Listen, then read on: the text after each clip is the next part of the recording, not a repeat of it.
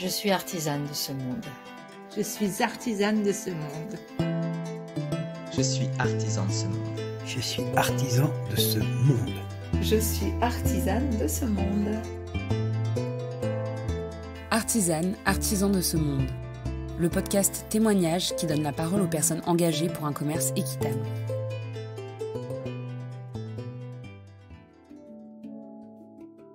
Romain, c'est la poésie et l'engagement qui se rencontrent.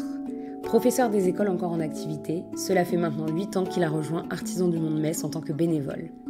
Avec son phrasé inspiré et inspirant, il nous partage la façon dont il crée des ponts au quotidien, entre son expérience personnelle et le projet collectif d'Artisans du Monde, entre les beaux objets équitables et les valeurs du mouvement, entre son travail de prof et son engagement bénévole.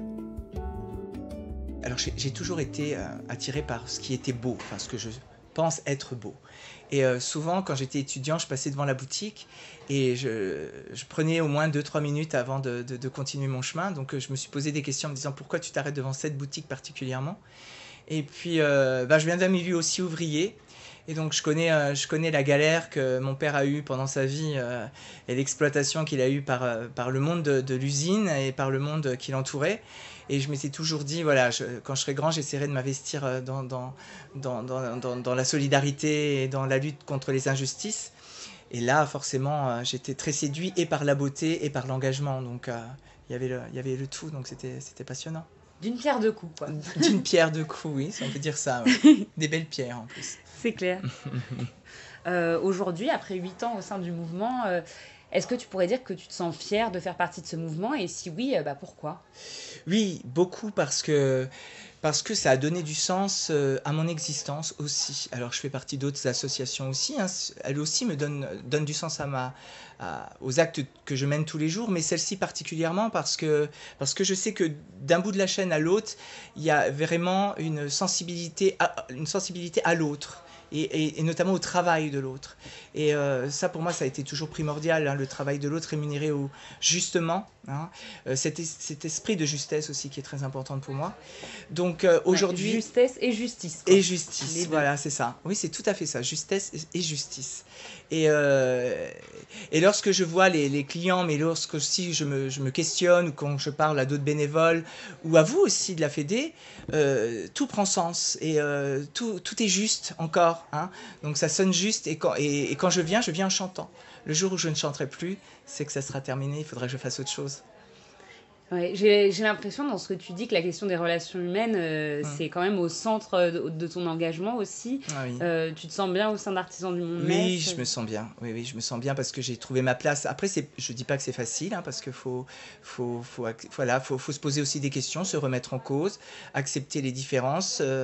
C'est pas simple, mais une fois qu'on y est, une fois qu'on a trouvé sa place, c'est vraiment que du bonheur. Parce qu'on nage dans du sens, on nage dans du beau, on nage avec les autres et on va tous dans la même direction. Donc ça, c'est vraiment chouette. Qu'est-ce que tu as appris en tant que bénévole chez Artisans du Monde et qu'est-ce que ça t'a apporté? Alors, ce que j'ai appris, c'est déjà, là je vais parler de moi, pour moi, hein, c'est vraiment une ouverture sur le monde déjà. Et puis, ça m'a permis aussi de m'apercevoir qu'Artisans du Monde, c'est pas que de la vente, c'est aussi des prises de position, des engagements, hein, c'est le plaidoyer, c'est aussi l'éducation. Moi qui travaille aussi à l'école, je m'en sers souvent, très très souvent même. Hein. Tout vient nourrir tout en fin de compte. Hein. Donc j'ai appris que voilà, ça ne se résumait pas à seulement une vente, mais derrière ça il y avait pléthore, quoi. Il y avait vraiment beaucoup de choses dans lesquelles on pouvait aussi être dynamique et s'épanouir. Donc ça c'est ça aussi qui est intéressant. Passionné par l'échange, Romain s'est naturellement impliqué dans la communication d'Artisans du Monde Metz, afin de mettre en valeur toutes les actions menées au quotidien par l'association. Une belle occasion pour lui de partager ce qui l'anime avec d'autres personnes et de changer les choses à son niveau. Alors moi je suis un grand lecteur déjà, et au départ j'ai voulu partager mes idées de lecture, mes coups de cœur. Et puis petit à petit, ça m'a ouvert vraiment à ce réseau, puisque je publiais ce que j'avais lu, enfin des petites remarques. Et puis forcément, le réseau, au niveau notamment de Facebook, c'est très très très ouvert. Donc on a plus de 600 personnes qui nous suivent. Donc lorsque je publie quelque chose, je ne peux pas publier n'importe quoi. Donc, donc j'ai encore plus lu, mais dans le sens d'Artisans du Monde, c'est-à-dire dans le développement durable, dans les luttes, hein, forcément, notamment la lutte palestinienne, les droits des femmes, l'empowerment. Et tout ça, ça me nourrit, et forcément, plus on se nourrit, plus on a envie de se nourrir. Et donc, partager. Ça, c'est essentiel aussi. Parce que voilà, quand on a un coup de cœur et qu'on peut le partager, il y a quelque chose de beau.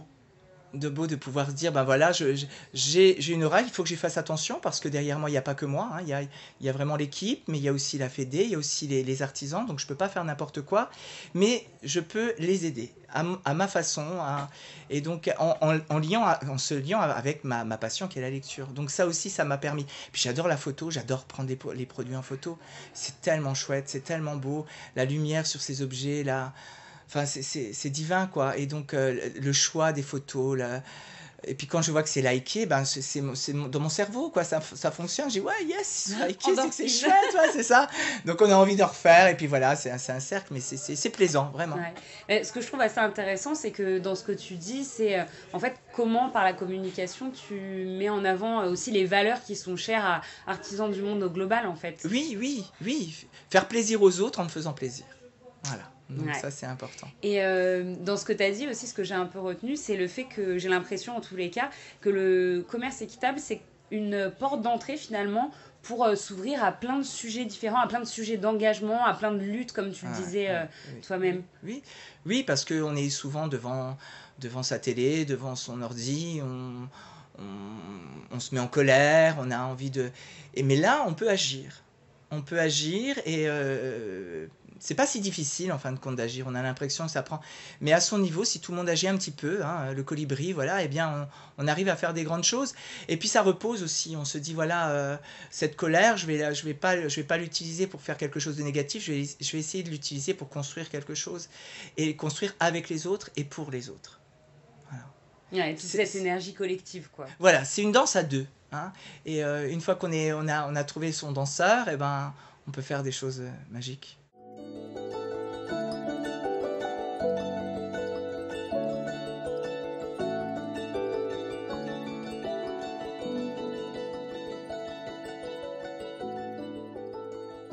Du coup, est-ce que tu as des anecdotes que tu aimerais partager, des rencontres marquantes peut-être, ou des projets dans lesquels tu t'es particulièrement investi Oui, il y en a plein, parce que alors moi, étant professeur des écoles, je marche beaucoup par projet, donc à chaque fois, j'essaie de faire en sorte que le projet que je vais mener dans ma classe se répercute et ait du sens aussi par rapport à Artisans du Monde.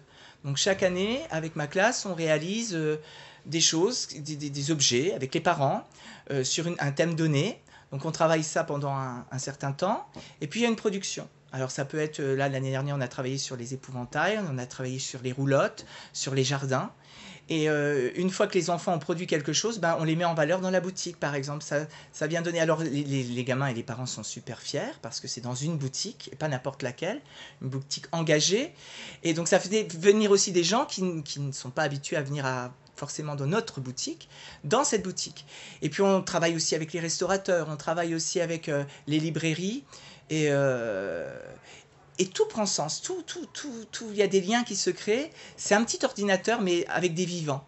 Et ça, c'est chouette, quoi. On rebondit, et voir un sourire d'un gamin devant 2 plaquettes de chocolat, devant sa petite roulotte, ça prend... c'est génial, quoi. Là, j'ai des anciens élèves on continue à communiquer, et ils me renvoient des fois des photos avec les produits d'Artisans du Monde.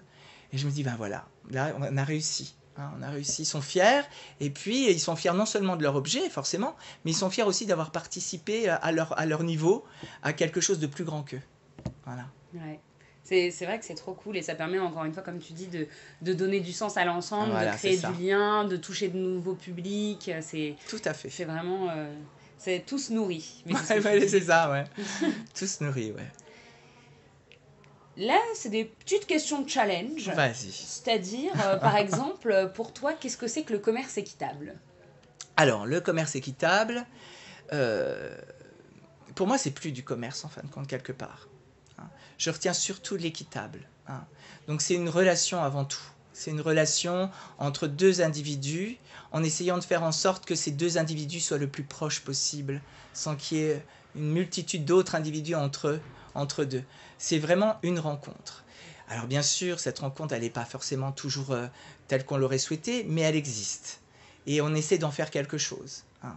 Et c'est aussi, bien sûr, c'est aussi la solidarité. Hein. C'est aussi s'effacer soi pour faire exister un petit peu plus les autres. On en a besoin aujourd'hui, je crois. Ouais, je suis d'accord avec toi. Et du coup, à quoi ça ressemblerait un monde solidaire pour toi? Ah là là. Alors, j'essaie d'en créer un autour de moi, des mondes solidaires. J'essaie de faire en sorte que chacun puisse penser à l'autre sans forcément être dans la compétition, mais en essayant de rendre plus riche l'autre juste par sa présence, par ses échanges. C'est difficile, hein, mais je pense qu'on peut y arriver. Après, c'est une utopie, mais les utopies sont faites pour être réalisées. On a toujours l'impression que l'utopie, c'est quelque chose qui ne se réalise pas. Non, c'est quelque chose qui peut... c'est à portée de bras. Et c'est être bien aussi avec soi-même. Donc, un monde équitable et solidaire, oui, je pense que c'est vraiment déjà autour de soi. Si tu devais décrire Artisans du Monde en un mot? Ah, solidarité. Solidarité. Simple, efficace. Si tu avais un message à faire passer à des personnes qui voudraient rejoindre l'aventure Artisans du Monde? Passez la porte. Venez nous voir. Venez rire, venez pleurer avec nous. Souvent, on a des... Je pleure souvent avec les... Ça m'arrive de pleurer avec les clients, mais pas pleurer négativement. Hein. C'est de joie parce qu'on a échangé une anecdote, on a échangé une histoire. Et on se découvre. Hein. On se découvre vraiment et on découvre les autres. Et on est plus grand. Ça m'arrive d'avoir une respiration plus grande quand je sors d'Artisans du Monde. Alors, pas tous les jours, je ne vais pas dire non plus que tout est rose, mais souvent... Je sors de la boutique, j'ai fait plein de rencontres et je me dis, oh, quelle chance j'ai eu de passer cette porte, quoi. Parce que je me dis, il y en a plein qui n'ont pas cette chance-là de vouloir la passer ou qui ont peur. Et il suffit de mettre un pas devant l'autre et puis on découvre plein de choses. Vous venez d'écouter un épisode d'Artisanes, Artisans de ce monde, le podcast témoignage du mouvement Artisans du Monde. Un grand merci à Romain pour son témoignage et à l'ensemble de l'équipe d'Artisans du Monde Metz pour son engagement. Vous souhaitez en savoir plus? Rejoignez le mouvement sur artisansdumonde.org. Et ensemble, soyons artisanes et artisans de ce monde!